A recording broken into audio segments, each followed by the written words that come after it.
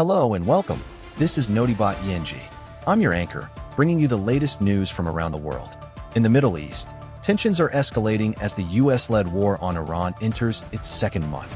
The conflict has sparked a series of diplomatic crises, including a vow of beyond eye for eye retaliation from Iran. The war is also taking a toll on Lebanon, where the government has claimed it was imposed upon them. Tonight, we'll break down the latest developments and what they mean for the future of global politics.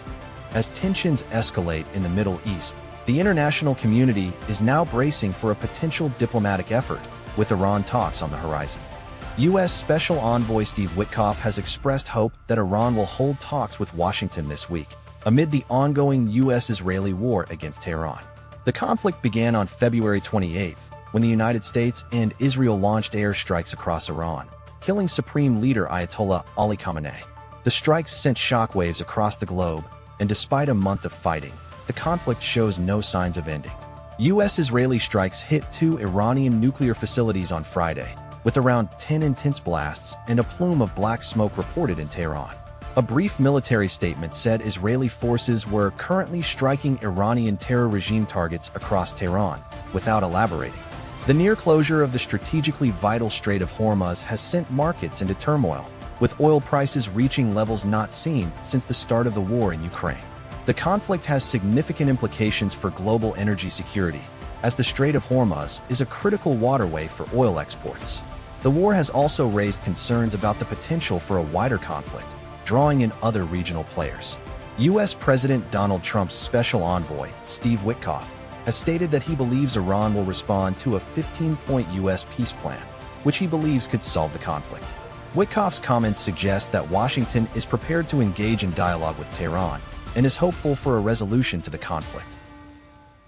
As tensions escalate in the Middle East, former U.S. President Donald Trump reiterates his criticism of NATO's inaction over a potential war with Iran. The situation in Iran continues to escalate, with the U.S. and Israel launching a series of airstrikes against the country. The Iranian Red Crescent reports that more than 92,600 civilian units have been damaged across the country as a result of these attacks. The strikes, which began in early January, have targeted Iranian missile sites, military bases, and infrastructure.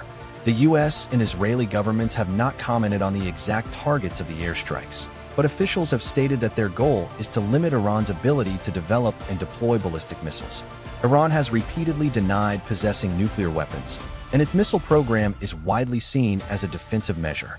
The attacks have sparked widespread outrage and condemnation from around the world, with many countries calling for restraint and a diplomatic resolution to the crisis.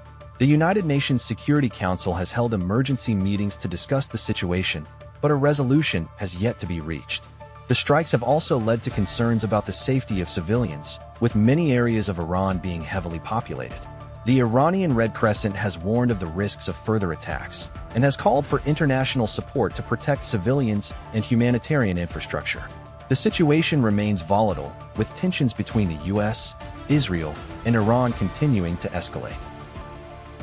Following a recent escalation in tensions, the Islamic Revolutionary Guard Corps has issued a dire warning, threatening severe repercussions against U.S. and Israeli interests. A recent statement from Iran's Islamic Revolutionary Guard Corps, IRGC, has sparked concerns of a potential escalation in tensions between Iran and its regional adversaries. The IRGC warned that it would carry out retaliatory strikes on industrial facilities across the region in response to attacks on its nuclear and infrastructure sites. The warning was issued following a series of targeted strikes against Iranian targets, which the IRGC attributes to the involvement of the U.S. and Israel. According to the IRGC, the strikes, which were carried out on Tuesday, targeted Iran's Quds Air Force Base in Syria and a nuclear facility in the country's central region. The IRGC claims that the attacks were carried out by U.S. and Israeli forces, which it says are attempting to disrupt Iran's military capabilities and destabilize the region. The IRGC statement urged workers at U.S. and Israeli-linked industries in the region to evacuate immediately to save their lives. The warning also extended to residents living near possible targets in the region, with the IRGC vowing to exact punishment in response to the attacks. This warning has sent shockwaves through the region, with many countries and organizations condemning the IRGC's threat of violence. The incident highlights the ongoing tensions between Iran and its regional adversaries, and the potential for a wider conflict in the Middle East. Senate Foreign Relations Committee Chairman Marco Rubio's strong words on Ukraine's territorial demands come under scrutiny as the conflict rages on. U.S. Secretary of State Marco Rubio has denied allegations that the U.S. is demanding Ukraine hand over its eastern Donbas region to Russia in exchange for security guarantees. This comes after Ukrainian President Volodymyr Zelensky claimed that the U.S. was making such a demand in talks with Kyiv. Rubio disputed Zelensky's assertion, saying it was a lie, and that the U.S. has made no such stipulation in its talks with Ukraine. Zelensky's comments have sparked tensions between the U.S. and Ukraine, with some in Kyiv expressing concern that the U.S. is trying to dictate the terms of a potential ceasefire plan. The issue is significant, as the Donbas region is a key area of contention between Ukraine and Russia, and any agreement on security guarantees could have major implications for the conflict. Meanwhile, French public television has faced criticism for airing an interview with Russian Foreign Minister Sergei Lavrov, which some have described as propaganda. The interview, which was pre-recorded and aired on France 2, included claims that Russia was defending international law in Ukraine, despite widespread evidence to the contrary. Ukraine's ambassador to France, Vadim Omolchenko, described Lavrov as a war criminal and called for French television to be more cautious in its coverage of Russian propaganda. The French Foreign Minister, Jean-Noël Barrot, responded by saying that Russia does not defend international law in Ukraine or Iran. As tensions escalate in the Middle East, the U.S.'s aggressive stance on Iran is taking a toll on global relations, particularly with the European Union. The United States is escalating tensions with Europe over its involvement in the Strait of Hormuz, a crucial waterway in the Persian Gulf. U.S. President Donald Trump has threatened to destabilize the North Atlantic Treaty Organization, NATO, if European countries do not contribute to securing the region.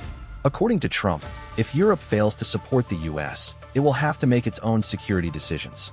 U.S. Secretary of State Marco Rubio has emphasized that the U.S. will not rely on European countries to address security concerns, stating that the U.S. will take matters into its own hands. This stance has raised concerns among European leaders, who feel that the U.S. is undermining their ability to speak with one voice on regional issues. The situation has sparked criticism of the EU's response to the crisis. European officials have struggled to present a united front in the face of the escalating tensions, with some member states taking a more aggressive stance towards Iran. This has led to accusations that the EU is divided and unable to effectively represent its interests. The crisis in the Strait of Hormuz is significant, as it has major implications for global energy security. The waterway is a critical artery for oil exports, and any disruption to its security could have far-reaching consequences for the global economy. The US, Europe, and Iran are all major players in this region, and their actions will have significant repercussions for the future of international relations. As tensions escalate in Lebanon, Prime Minister Nawaf Salam has made a shocking statement, claiming the war in the country was imposed upon him. Lebanon's Prime Minister Nawaf Salam has stated that the war in Lebanon was imposed upon the country, blaming Iran's supreme leader Ayatollah Ali Khamenei's assassination for the escalation. Hezbollah fired rockets in retaliation, prompting Israel to launch airstrikes and ground troops into southern Lebanon. The goal of the Israeli operation is to establish a buffer zone up to the Litani River, which would be around 30 kilometers from the border. Lebanon considers this completely unacceptable and a flagrant violation of Lebanese sovereignty and territorial integrity. The Israeli military aims to take control of the zone to prevent Hezbollah from launching attacks from that area.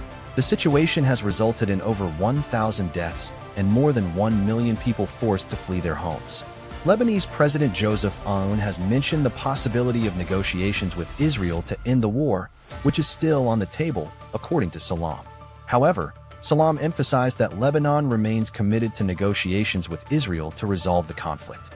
The conflict is a complex issue with deep-rooted historical and regional tensions between Lebanon, Israel, and Iran. The situation has significant implications for regional stability and the security of the Middle East. The war also raises concerns about the humanitarian impact, with many civilians caught in the crossfire. The international community is watching the situation closely, with many calling for a peaceful resolution. That's all for today's news recap. We'll continue to bring you updates on the latest developments from around the world. Thank you for watching. If you'd like to stay informed on these and other important stories, be sure to subscribe to our channel. We'll see you in the next video.